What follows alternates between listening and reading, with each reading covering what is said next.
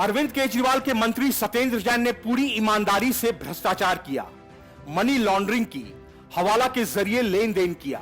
इस बात पर अब कोर्ट ने भी अपनी मुहर लगा दी है।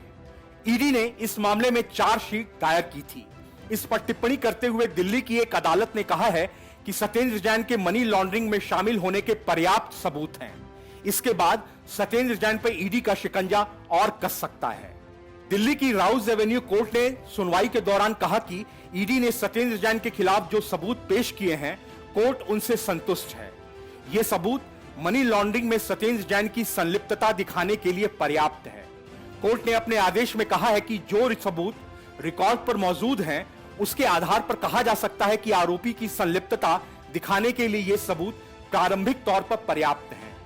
कोर्ट ने इस मामले में मनी लॉन्ड्रिंग रोकथाम कानून 2002 की धारा 4 और धारा 3 के तहत अपराध का संज्ञान भी लिया। ईडी की चार्जशीट में सत्येंद्र जैन और उनके सहयोगियों के खिलाफ हवाला के पैसों का इस्तेमाल करने का आरोप है। यह पैसे दिल्ली और आसपास के इलाकों में एग्रीकल्चरल लैंड खरीदने के काम लाए गए। ईडी ने अपनी चार्जशीट में सत्येंद्र जैन के अलावा उनकी पत्नी पूनम जैन, उनके सहयोगी अजीत प्रसाद जैन, सुनील कुमार जैन, वैभव जैन और अंकुश जैन का नाम शामिल किया है।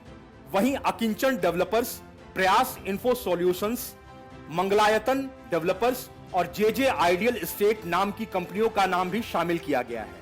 जांच शुरू होने और हिरासत में लिए जाने से पहले सत्येंद्र जैन दिल्ली सरकार में स्वास्थ्य, बिजली और कुछ अन्य विभागों के मंत्री थे।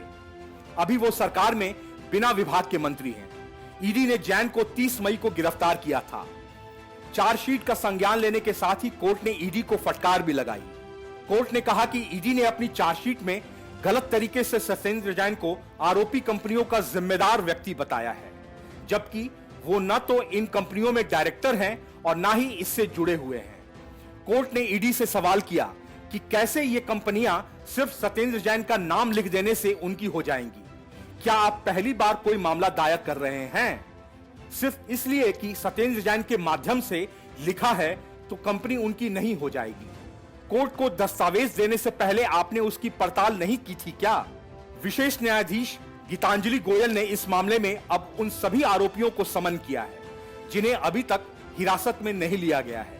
अब मामले की अगली सुनवाई 6 अगस्त को होगी। साथ ही अदालत ने आरोपी अजीत जैन और सुनील जैन को अंतरिम जमानत दे दी है। उन्हें ये जमानत 1 लाख रुपए के निजी मुचलके पर दी गई है। कोर्ट ने अजीत और सुनील जैन के वकीलों को अगली तारीख पर नियमित जमानत याचिका दाखिल करने के लिए कहा है। सुनवाई के दौरान सत्येंद्र जैन वीडियो कॉल से जुड़े हुए थे, जबकि अंकुश और वैभव जैन को न्यायिक हिरासत से कोर्ट लाया गया था। अरविंद केजरीवाल सरकार पर स्वास्थ्य मंत्री सत्येंद्र जैन के खिलाफ ईडी की जांच में शुरू हुआ भ्रष्टाचार के आरोपों का दायरा अब और बढ़ रहा है। इसके अलावा हाल में दिल्ली के उपराज्यपाल वीके सक्सेना ने दिल्ली सरकार की आबकारी नीति को लेकर सीबीआई जांच के आदेश दिए हैं। वहीं ट्रांसपोर्ट विभाग में करप्शन के मामले को लेकर एंटी करप्शन ब्रांच को 1 महीने में जांच पूरी कर रिपोर्ट जमा करने के निर्देश दिए गए हैं। Bureau report, news of India.